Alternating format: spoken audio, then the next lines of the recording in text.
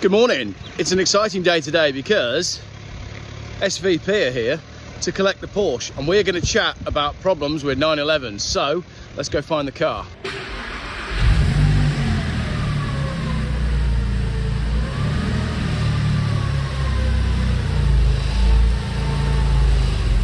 There we go. I've got white paint all over my hat from painting my van. Ladies and gentlemen, we have a visitor. This is Deb from, do you want to introduce yourself? I'm from Sports Vehicle Performance. We're primarily a Porsche specialist based in Worcestershire. Small family business, there's only 4 of us. Been dealing with Porsches for many years now. We first started doing this 2009. Yeah. Background being Formula 1, World Rally Championship, Le Mans, Silk Cut Jaguars, all that kind of stuff, where I learnt my trade basically. Silk Cut Jaguars? Yeah. Le Mans when I was 18, doing working at TWR, doing Le Mans 24 hours and all that kind of stuff. Nice. So, yeah. Cool. Been around a bit. Been around a little bit, so plenty of experience then. So yeah. You reached out after seeing the video the other day. Yeah. Obviously, story goes, this car was in the auction. I did a video on the auction. A gentleman got in touch and said, I bought the car, but I live abroad. Would you like to borrow it? I was thrilled to bits. Yep. Drove the car home. And that's pretty much where we are up to date. As you saw, it was smoking pretty heavily. The big hill that you came up on the way here as well, it basically James Bond smoke screen the entire road going up that hill, but I didn't catch it on camera. Yeah. So you then got in touch and said, we're fairly local, being in Inkberrow, not too far away. Beautiful part of the world. And you said, let's get this poorly Porsche in. So I tried to explain engines and what goes wrong in my video, but I couldn't find the word cylinder, which everybody found hilarious. Can you give us a quick rundown of 996 engine problems, difference between Bromsgrove IMS? Just explain it in layman's terms for people. There's lots of the engine's got lots of issues. If you rebuild one, you do everything. You don't do a partial rebuild on one of these. Yeah. They're not as bad as you think. They've got a reputation. The problem being is the cost of the rebuild, and when the value of the car drops so low, a full rebuild on one of these is 10 to 15 grand, depending on what you do. But that's the kind of figures that you're into to do it, and to do it properly, and then you forget about it. And that's it. You do it once. But when the car's got down to 10 grand, this was even less, I believe. But when the car's got down to 10 grand, people would not spend the money, and they wouldn't spend the money maintaining them, and that was it. When you look at, well, if I spend 25 grand on a 911, one that's got an engine that's going to run forever, it's a different market that you're dealing with then. You're dealing with much more modern people, so, you know, or different type of person who wants to maintain the car and keep the car for a long time. The main issues really are bore scoring, IMS bearing, there's issues with AOS, there's issues with timing chains. IMS bearing it's like a timing chain basically. What does IMS stand for, sorry? Intermediate shaft. Right. So you've got a crankshaft. On the end of the crankshaft is a chain which drives the intermediate shaft. Yeah. Either end of that intermediate shaft are the chains which drive the cams in each cylinder head, one at the front of the engine, one at the back of the engine. So that is the key to the timing of the engine. If that bearing fails, like I said, it's like an old CVH cam belt going years ago when you were a kid. It's just disaster. Yeah. If you catch it early enough, you can change it, you can put a new one in, you can put an upgraded one in. The biggest problem with them is they're a bearing that's sealed in, there's a sealed bearing, ball bearing, that runs in hot oil. So what's that bearing lubricating between then? So that bearing is in the middle of the intermediate shaft, so the intermediate shaft runs the actual drive shaft for the engine. Yes. So when that bearing fails, then it's catastrophic because the engine suddenly goes stop. Yeah, it goes bang, timing jumps, valves hit pistons. Depending on what speed you're doing is how much damage is done. Yeah. So there's upgraded versions of the IMS. There's actually 3 different IMS that Porsche fitted. The very early cars have actually got one of the better ones. Then without checking dates exactly, 99, 2000, they changed to a what we call a single row IMS. The original ones were double row, so a wider bearing. The later ones were a single row, which is ones that cause most of the problems, to be honest. So the very early cars very rarely have an IMS failure. It doesn't say they don't, but very rare.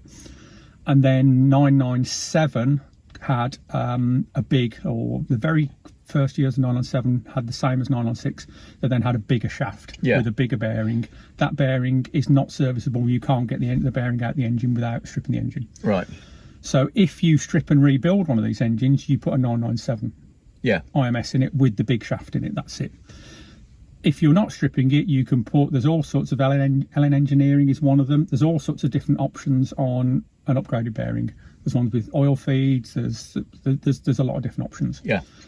So if you've got a manual and you're doing a clutch and you don't know, that's the time to do it. Because Yeah. you've got to take the clutch out, got to take the gearbox out, so you do a bearing on it then as Yeah. well. To do a bearing at the same time as a clutch really is a couple of grand. It's that Yeah. kind of area. But then it's done.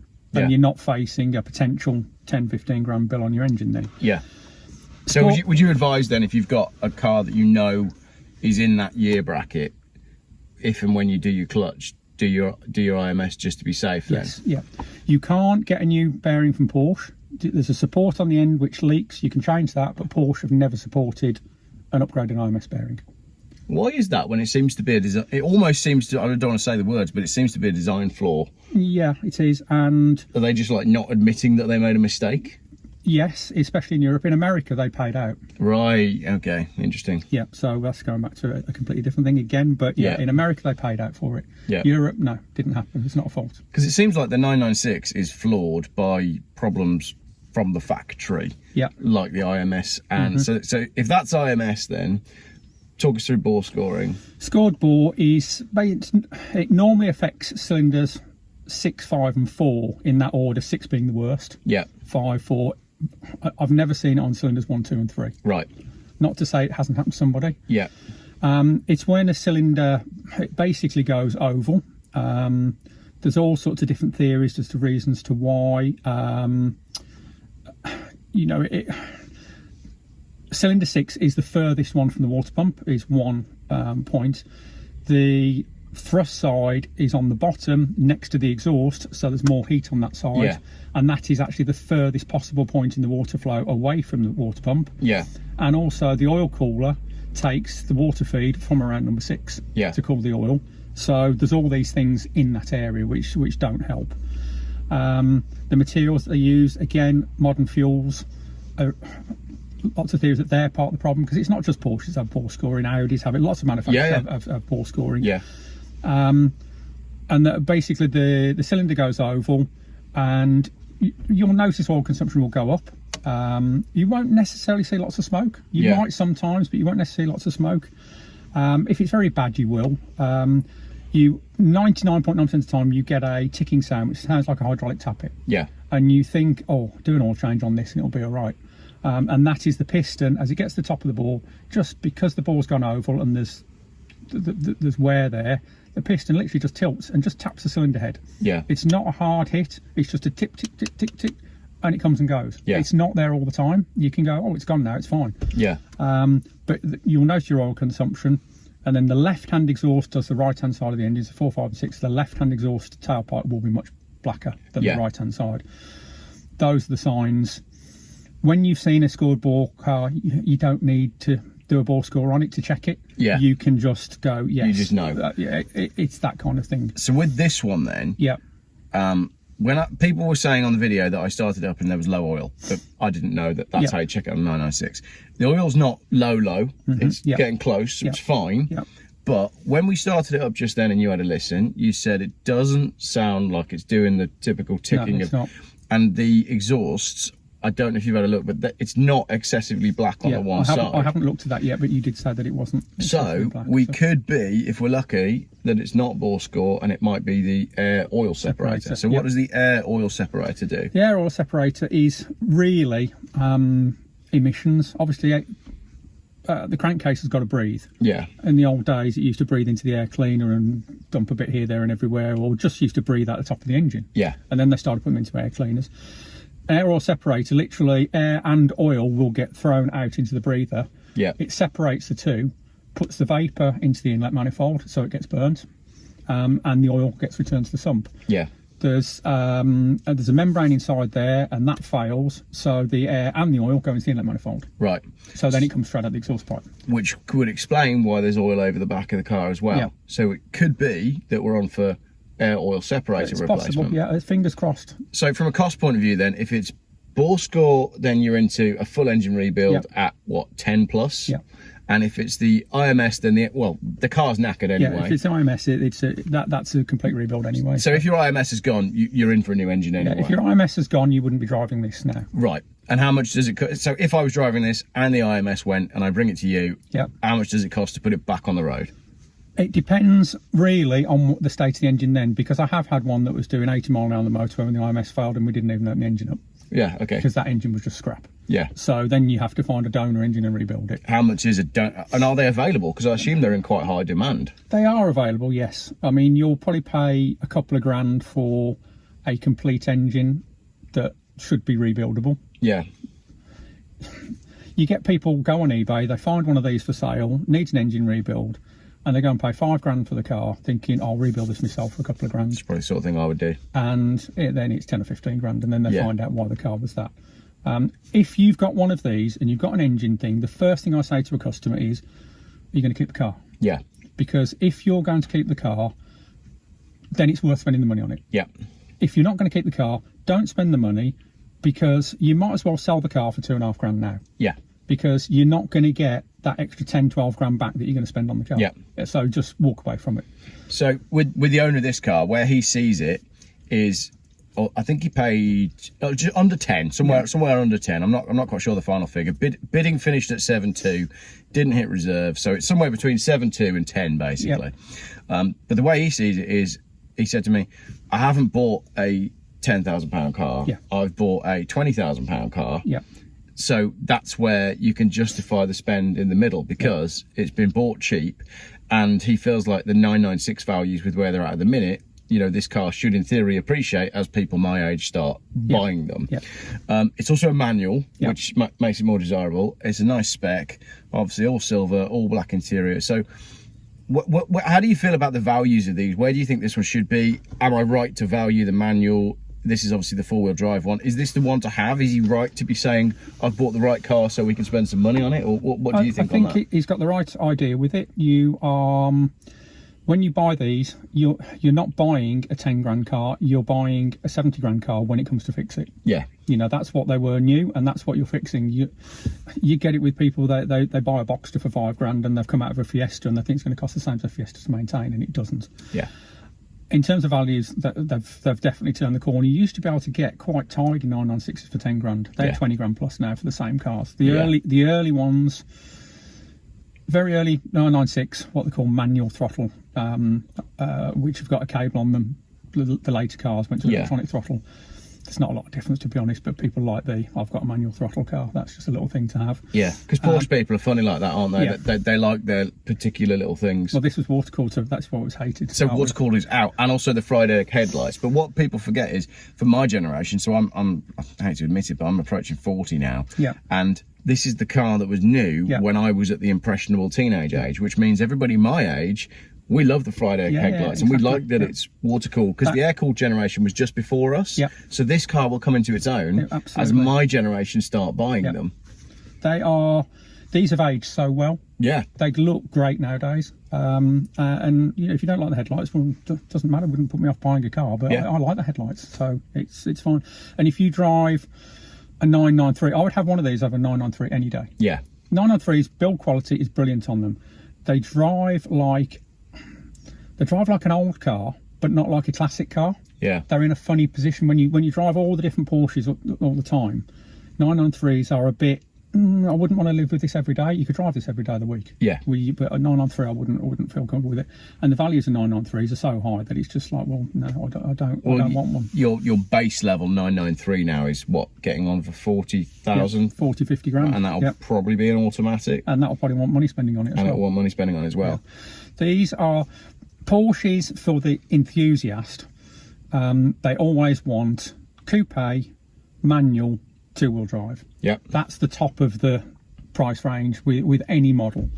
So then if you go for Targas, or if you go for automatics, or you go for 4-wheel drives, they always make a difference to it.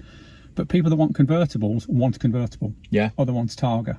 And they're not bothered about what an enthusiast thinks. Well, that's always been me as well. Yeah. I've always loved the 996. It's always been my dream car, but I really like convertibles. Yep. And most people don't, like you say, they don't want a convertible. So if I could find it, I'd have this exact car as a Targa. Yeah. But I'd probably even go, and this is the thing why I got so excited about this car in the auction, I'd have these wheels, I'd have this colour, I'd have this interior, because in period, there are some awful 996 colour combinations, aren't there? You get like the dark blue with the beige interior, and I'll see it on eBay and I click it and I go, well, it's beige, but everything is beige. Steering wheel, dashboard, gear stick. It's just a sea, like it's all one colour. I think some of the colour combinations of Porsches, there must have been competition between salesmen as who can sell the most ridiculous colour combination, because they are like, we had two in like a while ago. We had an early 70s 911 and a 996 Cabriolet.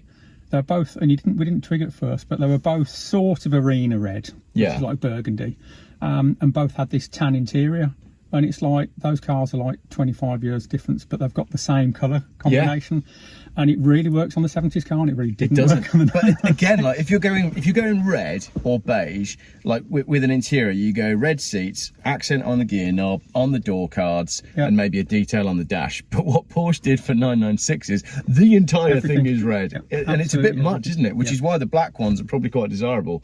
Boring though it is, it's quite a Germanic combination. Yeah, it is. But I think it's a great car. What's the highest mileage 996 knocking around that you know of? Funnily enough, I didn't read it. I haven't read it yet, but I was sent an article this morning of one that's a normal 996. It was on about 300,000 miles. We've seen quite a few over 200,000. Yeah. And the cars that are used and with the miles on are always better cars. Well, from my experience working in classic cars, when I used to deal with extremely low mileage 70s cars, it was always the part exchanges that would get palmed off to auction with 180,000 miles that drove the best. They did. We had, not too long ago, we had two Porsche 964s in. One was 50,000 mile, stunning, spotless, immaculate car. Yeah. The other one had done 300,000 miles.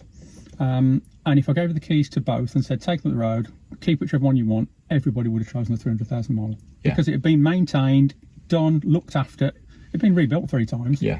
But it was a brilliant car to drive. Yeah, I am absolutely an advocate for keeping your old car on the road and driving it for longer. Yeah. So we're going to put this on the trailer then and get it over to your place. And then when you've had a chance to have a look at it, I'll come over. Yeah. I think you've got a few bits and bobs to film at your place as well, haven't you? Yeah, that's fine, yeah. And yeah, we'll go from there. So I think the Porsche is in the right hands. And cool. What's your favourite Porsche then? There's different ones for different things, really. I mean, I've got a 996 GT3, which I've had for a few years now. I bought that when they were worth pennies. Yeah. Really, nobody wanted them. So I've got, a Dot 2.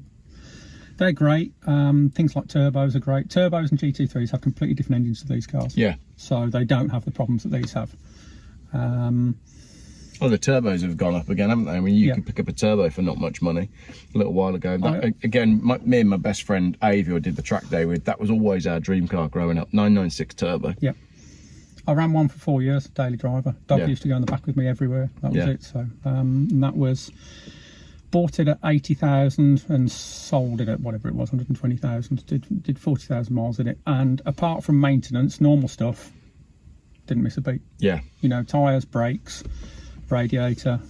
There was a little oil leak from the gearbox, which is fairly common on them. Did all of that. It's perfect. I think the other thing as well is cars need using. Cars don't like sitting around. They don't really like being weekend or occasional used cars, and especially with the way road tax has gone, with people going, oh well, I'll leave it off the road for 6 months. It doesn't do your car any favours at all. You know, you are better off driving it as much as possible.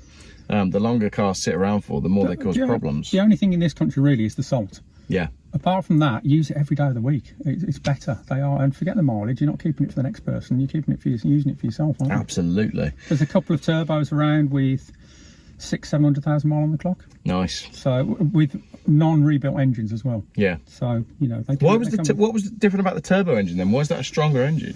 It's basically the old air-cooled engine. Right. Okay.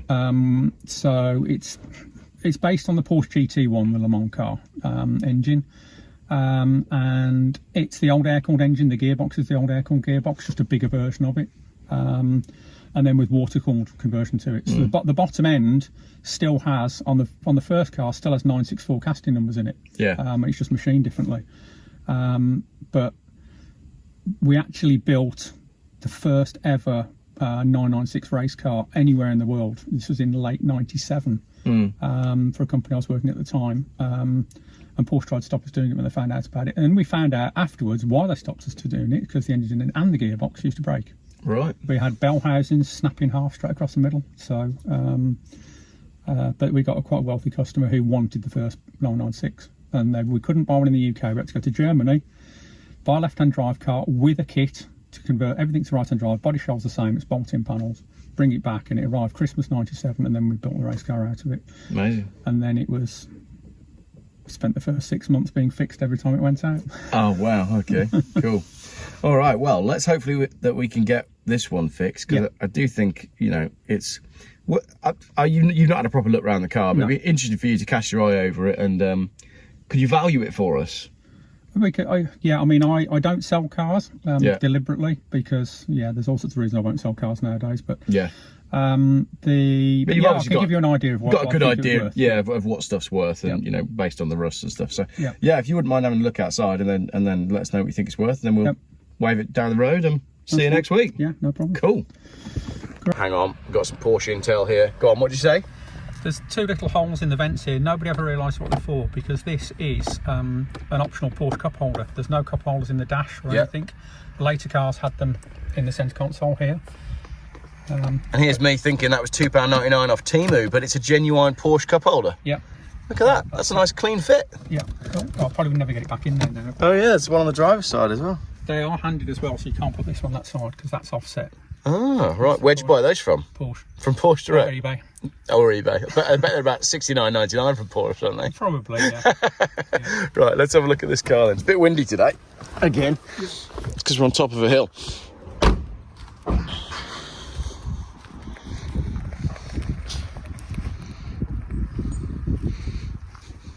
The other thing my kids said as well is, and I think people in the classic car community should probably realise that this is a reason why values on these might go up. My kids said, oh, it's Sally from Cars.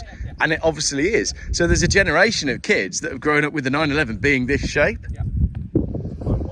Yeah, there you go. Yeah. Sally from Cars with the little tattoo underneath the rear spoiler. I can't tell you how many times I've watched that movie, having you know, my kids are a little bit older than that now, but it's just such a great movie. It's on repeat now. Yes, yeah. The detail, like the little bugs in it, were BWB. Oh, the car detail in that movie is just phenomenal. You know, it's worthy of a whole YouTube video itself. We were in California when Sam was about 8. Yeah. And Cars World was almost finished but wasn't open, so we could see it from the outside and couldn't go in. Yeah. I feel like that movie as well, it's just scenically beautiful. It inspires you to go on a drive, doesn't it? It's just fantastic. Yeah, everybody remarked on the YouTube video about the cheap tyres on it as well. That's always a thing with how cars being maintained, isn't it? Yeah. You know, it doesn't mean it's a bad car. No, not at all. You know, the stone chips on the front of the arch are actually not that bad on the back of the front arch, sorry, and not that bad. You know, that's fairly common. And you don't know as well, like if you know you're going to sell a car and it goes in for MOT and they say, your tyres are getting close, you go, well, chuck some on anyway, but... Yeah. No, I mean, if you're buying a car, what would you rather, cheap tyres or almost bald Michelins?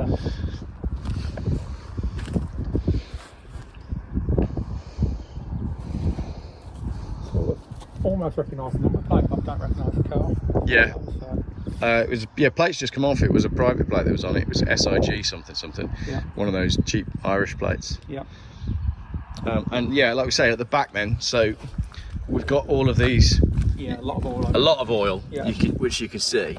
But the left pipe, is it excessively smoky? No, because that would be normally very black. Right, okay. Although around here, I mean, there's a little bit there, but it's not, you know. Yeah. Compared to the other one. It's not much different to that side. Okay. Well, that's good news then. So we could be on for the air, and yeah, it looks like we're on for air oil separator as opposed to. Never say anything with these cars, but let's. Now I'm wishing that I'd bought it off him on the drive home, when he messaged me and said, "Oh, screw it, you can have it for X." And then I did my research and was like, maybe not. Yeah. But okay, cool. Well, hopefully we'll get some use out of this car when it's. Yeah, if we can repair it and I can get some use out of it until he's back in the country, that'd be wonderful. I mean, that much all over the back is unusual for Scorpio, to be honest. Yes, okay. Good. Not impossible, but All right. because I dare say it would have been clean before it went to the auction. Well, it would have been clean, yes, exactly. Well, I mean, it would have driven to the auction, and then somebody would have had to go, oh, hang on a minute, we better just clean this off. Yeah. Yeah. Coming up next is lot number 192, Porsche 911 with oil all over the back of it.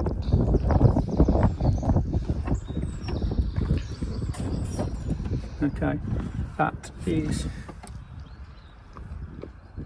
You're missing a strut. missing a strut, because what's happened there, what normally happens is they come off, brake and break your tail light. Oh, I'd say that's exactly what's happened. Yeah.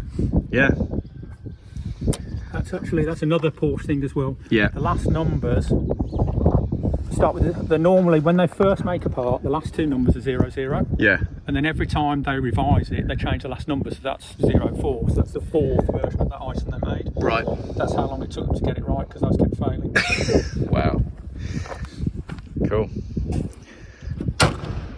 So, right. nothing too untoward then, so we'll wave you down the road. Yep.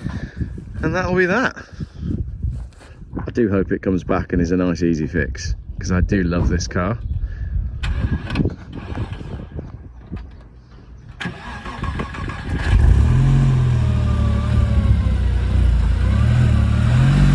Goodbye, Porsche.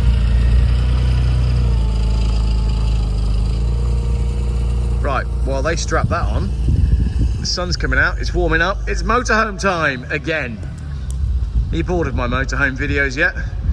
I'm not. Well, I'm just desperate to get this damn thing finished. Thank you very much for watching.